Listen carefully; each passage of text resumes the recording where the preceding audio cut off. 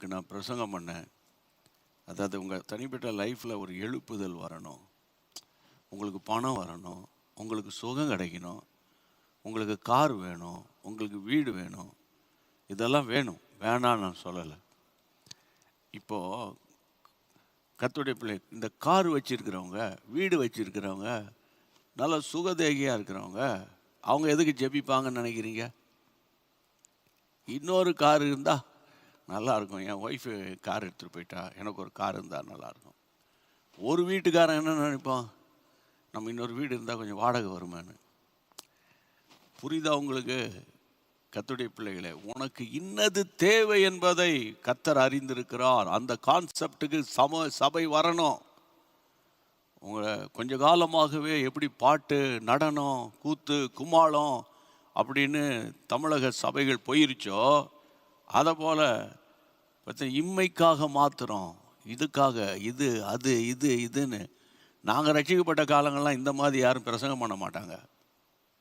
உனக்கு அது கிடைக்கும், இது கிடைக்கும், அது கிடைக்கும், இது கிடைக்கும், கர்த்தர் உயர்த்துவா சொல்லு, நான் நல்லா இருப்பேன்னு சொல்லு, அப்படிலாம் அங்கே சும்மா உட்கார வச்சு சண்டே ஸ்கூல் எடுக்கலை. சண்டே சர்வீஸில் நாங்கள் கர்த்தரை தேடினோம், பரிசுத்தவான்களுடைய லைஃப் ஸ்டைலை பார்த்தோம். புரியுதா? இதோ ஓடிக்கிட்டு இருக்கிறோம், அவ்வளவுதான். நோக்கம் என்ன? டெஸ்டினி. டெஸ்டினி என்ன? அதுதான் பிரதர் முக்கியம்.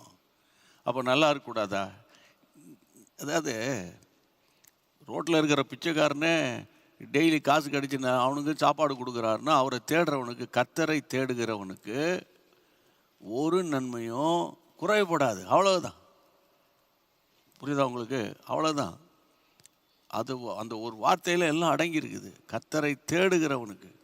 தேடுறதுல ரொம்ப விஷயம். தேடினோன்னு உன சர்ச், டேக் போ, சர்ச் பண்ணு, இப்போ பண்ணு. இந்த சர்ச்சை விட பைபிளை உட்காந்து கர்த்தருடைய புத்தகத்தில் தேடி வாசி. சமீபத்தில் ஒரு கூட்டத்துக்கு போனேன். சமீபம் இல்லை, சமீப காலமாகவே நான் பார்த்துட்டு வரேன். கூட்டத்தில் உட்காந்து பைபிளை திருப்புங்கன்னா அப்படியே எங்கேயா பார்த்துக்கிட்டு இருக்கிறாங்க. எதை பார்க்குறாங்கன்னா, அந்த மானிட்டர் ஸ்க்ரீனில், இப்போ எல்லா இடத்துலையும் அந்த ஸ்க்ரீன் போடுறோம், இங்கேயும் இருக்குது, ஸ்க்ரீன்லேயும் நீங்கள் பார்க்குறீங்க. இந்த ஸ்க்ரீனில் பார்க்குற ஆட்களுக்கு சொல்கிறேன், கர்த்தருடைய பிள்ளைங்களை, உங்கள் பைபிளில் நீங்கள் தேடி வாசித்தா தான் உங்களுக்கு வேத வசனம் நன்றாக விளங்கும், புரியும். சும்மா இந்த செல்ஃபோனில் பந்தா காட்டுறது, ஐபேடில் பந்தா காட்டுறதெல்லாம், அதெல்லாம் அதான் வெளியரங்கமாக பார்க்குறதுக்கு நல்லாயிருக்கும். புரியுதா உங்களுக்கு? வெளியரங்கமாக பார்க்குறது நல்லாயிருக்கும். ஐபேடு தப்பு கிடையாது, பாவம் கிடையாது, பாவம் கிடையாது. அதனால் நான் என்ன சொல்கிறேன்னு கேட்டால், கர்த்தருடைய வேத வசனத்தை தேடுங்க. வசனத்தை பைபிள் பிரிண்டட் பைபிளை படிங்க. ட்ராவல் டைமில் இந்த மாதிரி செல்ஃபோனில் டவுன்லோட் பண்ணி வச்சுக்கிட்டு வாசித்துட்டு போங்க. இடையிடையே வாட்ஸ்அப் வரும், ஃபேஸ்புக்கு வரும், இன்ஸ்டாகிராம் வரும், அதையும் பார்த்துக்கோ, இதையும் பார்த்துக்கோ, ஏதாவது பார்த்துக்கோங்க. அதனால் பிரியமானவர்களே, இந்த நாட்களில் பின்மாறி காலத்து மழைக்காக வேண்டிக் கொள்ளுங்கள். Pray for later rain. ஆண்டவர் கொடுத்த சில ஜபக்குறிப்புகளை ஒன்று, அறுவடை மிகுதி, ஆட்களோ கொஞ்சம், அறுவடைக்கு எஜமான ஆட்களை அனுப்பும்படி வேண்டிக் கொள்ளுங்கள். நம்ம ஏகப்பட்ட ப்ரேயர் பாயிண்ட்ஸ் டெய்லி அனுப்பிக்கிட்டு இருக்கிறோம். அவர் கொஞ்சம் ப்ரேயர் பாயிண்ட்ஸ் தான், 2-3 ப்ரேயர் பாயிண்ட்ஸ் தான் கொடுத்துருக்கிறாரு. அதில் ஒன்று தான் பின்மாறி காலத்து மழை. முன்மாறி 1ஆம் நூற்றாண்டில் ஊற்றப்பட்டது, அப்போஸ்தலர் காலத்தில். உங்கள் எல்லாருக்கும் தெரியும். அப்போது தான் சபை உருவாக்கப்பட்டது. அதுக்கு பின்னான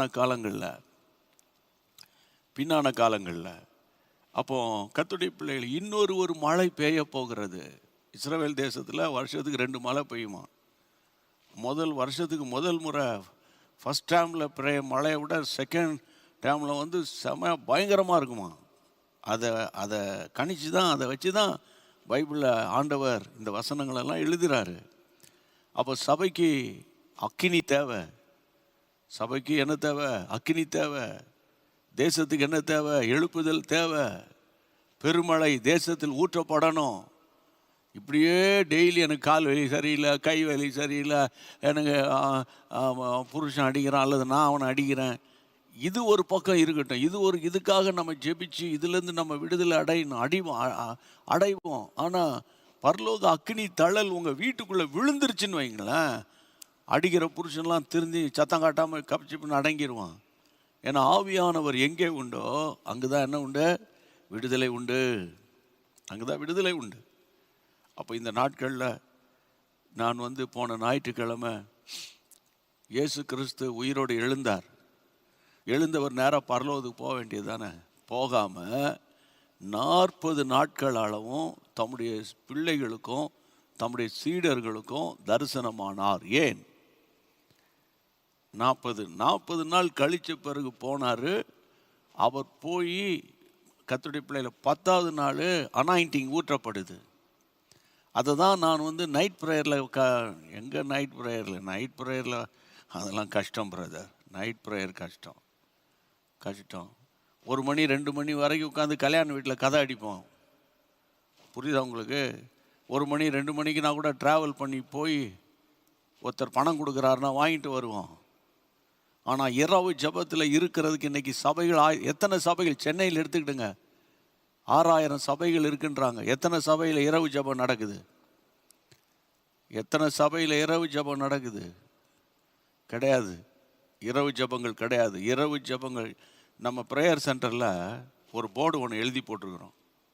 ப்ரேயர் சென்டரில், அதாவது ரேவன் ஹில்ஸ் என்று சொல்லப்படுகிற யூகே யுனைடெட் கிங்டமில் வாழ்ந்த ஒரு தேவ மனிதர், ரிவைவலிஸ்ட் சொல்கிறாரு, முழு இரவு ஜபம் இல்லாத சபைகளை இழுத்து மூட வேண்டும்.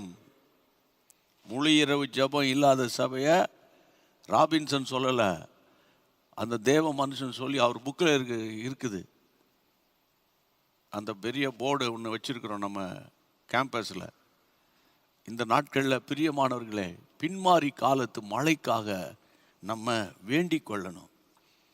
அப்போ இந்த 40 நாட்கள் அளவும் ஒவ்வொருத்தராக சந்தித்து கொண்டு வந்தார். அந்த சப்ஜெக்டுக்குள்ளே திரும்பி போல ஒருத்தர் பார்க்குறாரு. மகதலேனா மரியாதை பார்த்தவன மகதலேனா சொல்கிறாரு. அவங்க சொன்னால் நான் நம்ப மாட்டேன்றாங்க. இன்னொரு இடத்துல போனால் அவனும் நம்ப மாட்டேன்றாங்க.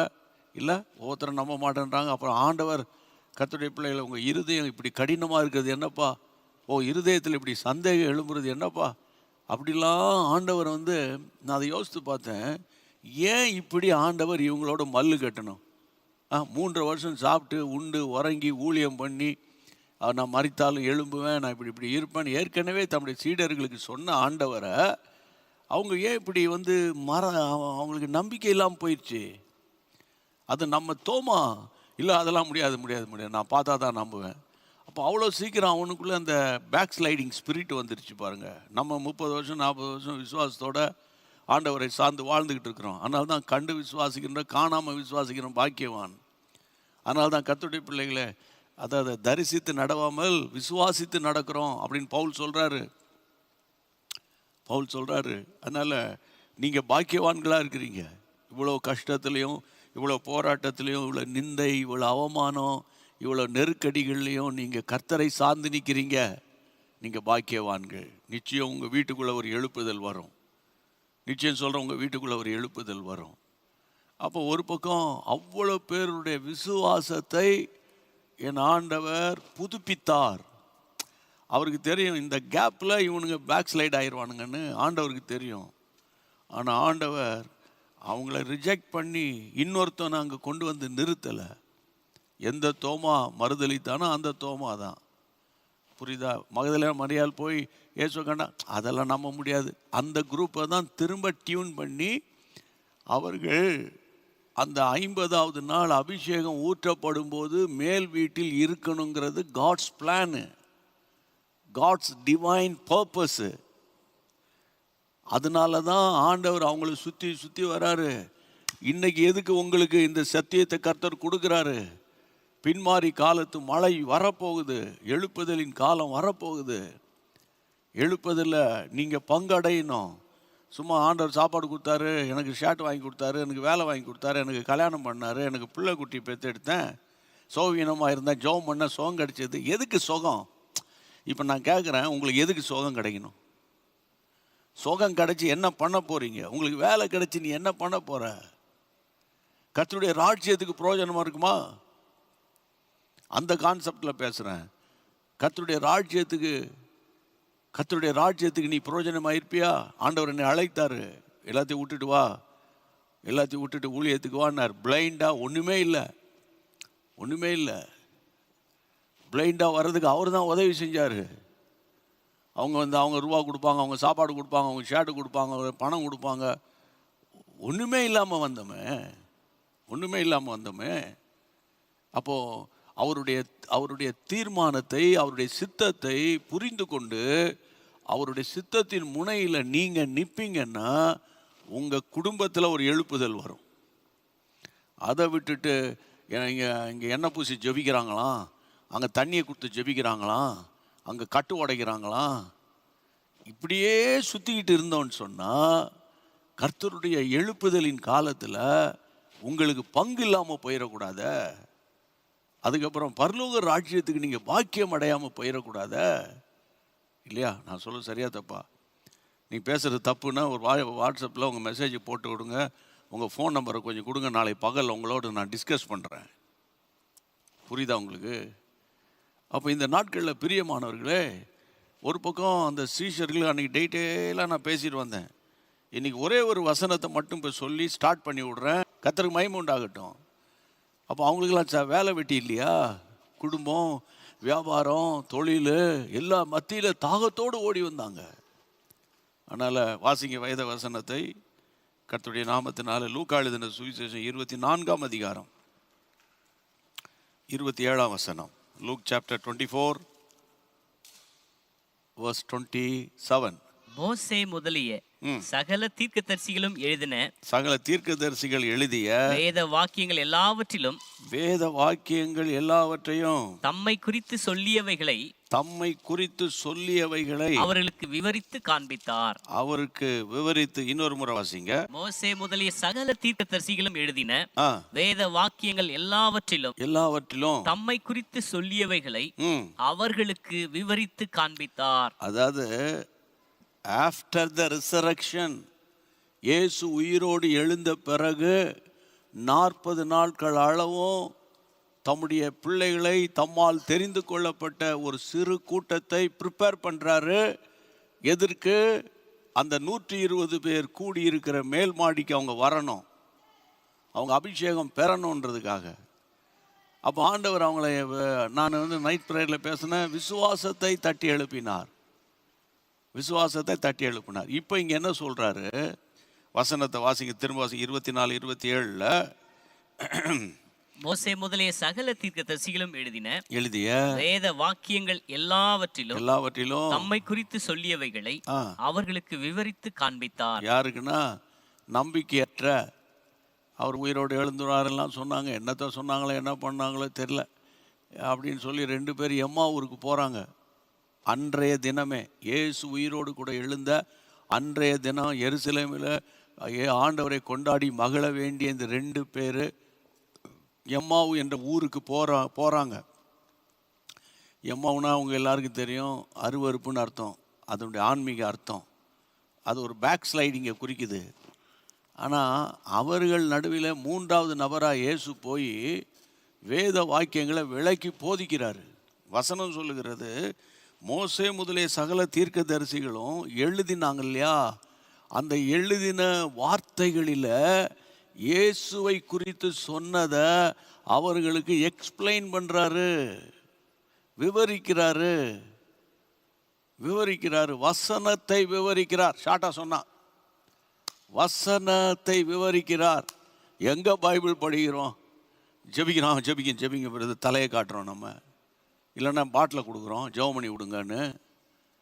இப்போது நான் அன்பாக சொல்கிறேன், நீங்கள் வேத வசனத்தை படிக்கணும். நீங்கள் பைபிள் ஃபோக்கஸ்டு கிறிஸ்டியனாக இருக்கணும்.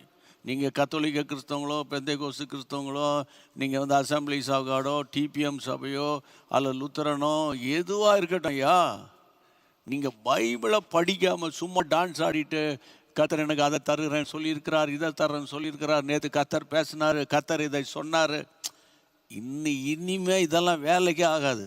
இந்த மாதிரி காரியங்கள் வேத வசனத்தில் நிலைத்திருக்கணும். ஆமேன். ஆண்டவர் பாருங்க, அந்த முதலாம் எழுப்புதலுக்கு, முதலாம் அந்த முன்மாறி ஊற்றப்பட்டதுக்கு அவங்கள ப்ரிப்பேர் பண்ணுறாரு. எப்படி ப்ரிப்பேர் பண்ணுறாரு? மோசே முதலானவர்கள் அவங்கெல்லாம் எழுதின அந்த ஓல்டு டெஸ்ட்மெண்ட்டில் கூட இயேசுவை குறித்து சொன்ன வாக்கியங்களை இவங்க 2 பேருக்கு ஆண்டவர் விளக்கி போதிக்கிறார். அப்போ வேர்டு வந்து எவ்வளோ முக்கியம், வசனம் எவ்வளோ முக்கியம், உங்களுக்கு என்ன முக்கியம் சொல்லட்டா? வாக்குத்தத்தம் தான் முக்கியம். உங்களுக்கு ஒரு வாக்குத்தத்தம் உண்டு, ஆமே நல்ல இல்லையான்னுவீங்க. நான் என்ன சொல்கிறேன், அது தப்பு கிடையாது, அது கரெக்டு. ஆனால் வாக்குத்தத்தத்தை மாத்திரம் நீங்கள் பிடிச்சிட்டு கர்த்தர் கொடுக்குற ஆலோசனைகளை விட்டுறக்கூடாது. கர்த்தருக்கு மகிமை உண்டாகட்டும். நம்முடைய ஜேஎம்எம் யூடியூப் சேனலில் இருக்கிற அவ்வளவு யூடியூப் ஃபேமிலிஸும் கர்த்தருடைய வருகையில் காணப்படணும். இந்த உலகத்தில் இருக்கிற வரைக்கும் நீங்கள் சமாதானமாக வாழணும். இந்த பூமிக்குரிய உலகத்தில் சத்துருவை நீங்கள் எதிர்த்தவர்களாக நிற்கணும். அதான் நம்முடைய ஒரே ஒரு தரிசனம். Praise God. ஜெபம் பண்ணுவோம். ஆண்டவரே, இன்றைக்கி மிஷினரிகளுக்கு அதிகமாக நாங்கள் ஜெபித்தோம். உமக்கு ஸ்தோத்திரம் ஆண்டவரே. வேத வசனத்தை ஆராய்ந்து பார்க்கும்படி சீடர்களோடு கூட நீர் உயிர் தெழுந்த பிறகு இடைப்பட்டதின் நோக்கம் அந்த ஆண்டவரே ஆவி ஊற்றப்படுவதற்கு அவங்கள ஆயத்தப்படுத்தினீர் ஆண்டவரே.